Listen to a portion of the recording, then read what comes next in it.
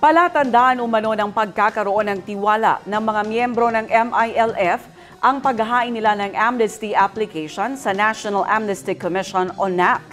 Ito ang sinabi ni MILF Ad Hoc Joint Action Group Chair Anwar Alamada.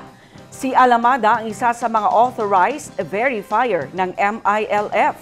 Ang detalye mula kay Naphtali Velarde.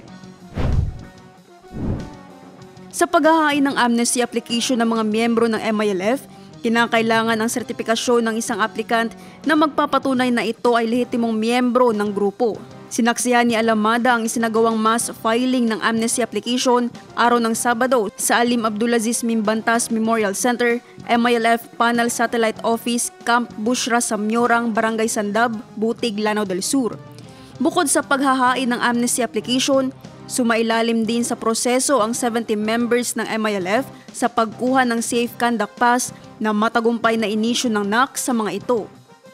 Na-build na po kahit papaano yung tiwala ng ating mga kasamahan sa hanay ng MILF dahil po doon sa earlier na pag-issue ng Safe Conduct Pass po.